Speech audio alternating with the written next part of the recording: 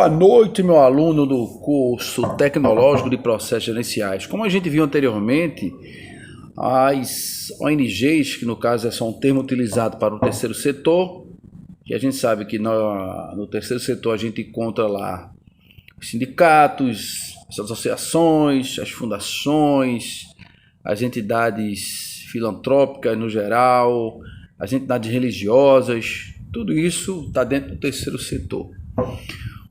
A gente tem que entender inicialmente que para que a nossa organização não governamental, ela passe a ter uma personalidade jurídica, é necessário que o registro do seu estatuto e da sua ata de fundação, elas sejam registradas no cartório de títulos e documentos de pessoas jurídicas.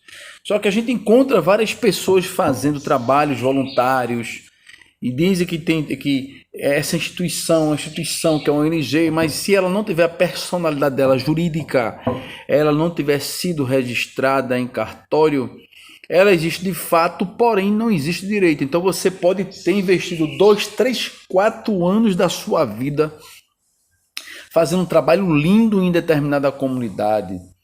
Você pode ter uma representatividade local dentro da comunidade, as pessoas entenderem e verem você como de extrema importância para o desenvolvimento daquela localidade, mas se você não se registrou, se você não tem a natureza jurídica, porque a ONG, a associação, ela passa a existir através do seu ato constitutivo ser registrado em cartório.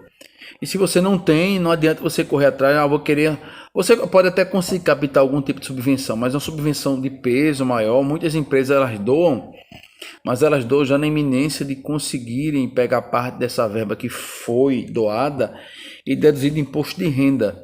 E elas não vão doar às instituições que inicialmente não tem nenhum documento comprobatório que realmente mostrem que essa empresa existe de fato, não só de fato, mas também de direito. Porque através dos atos legais, da Constituição, é que você consegue realmente comprovar que as atividades que você faz enquanto organização não governamental, elas estão amparadas pela legislação. E para conseguir essas subvenções, inclusive futuramente tentar se transformar numa organização civil de interesse público, no caso das OCIPs, é necessário que você esteja todo regular e com tempo de trabalho formal para que você consiga adquirir algum tipo de subvenção. Quanto às fundações, o Código Civil, que no caso a Lei 10.406 de 2002, ela é um pouco restritiva.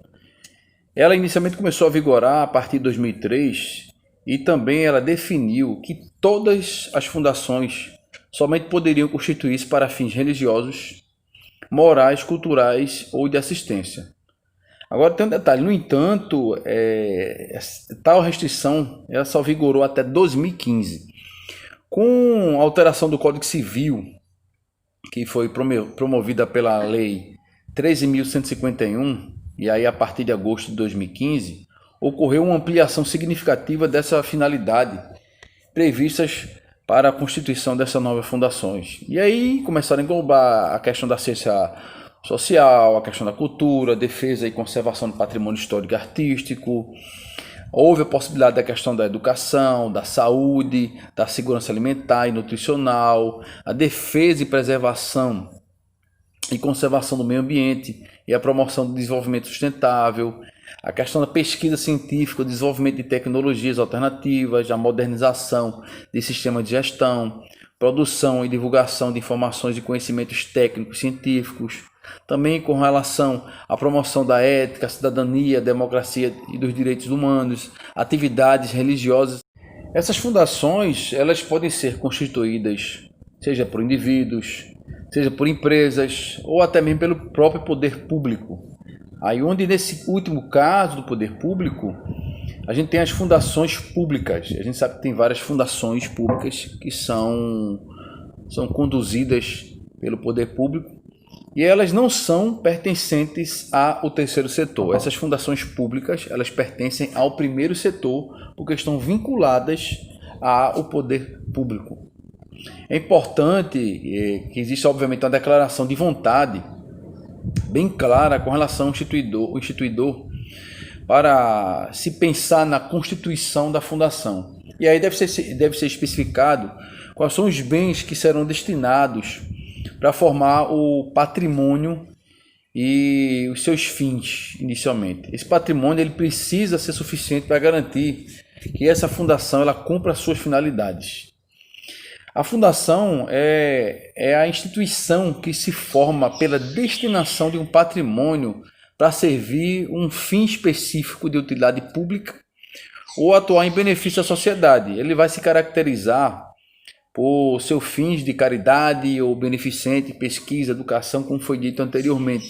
E aí no final você vai entender que, diferentemente das associações, que o foco é o indivíduo, as fundações, o núcleo central, ele está direcionado à questão do patrimônio. Inicialmente essas fundações elas são administradas por um conselho de administração deliberativo ou curador no caso. E aí em gerais eles vão definir qual é a forma de atuação dessa entidade.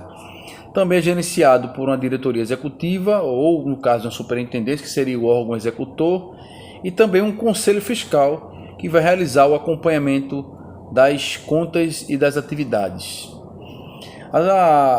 Com relação às fundações, tanto as associações quanto as fundações elas são regidas por estatutos que se elaboram seguindo algumas regras básicas e obviamente que são orientadas pela legislação dentro do Código Civil. O registro da fundação ele vai depender da autorização do Ministério Público Estadual para a escritura definitiva em tabelionato de notas e posteriormente o registro em cartório de títulos e documentos de pessoas jurídicas.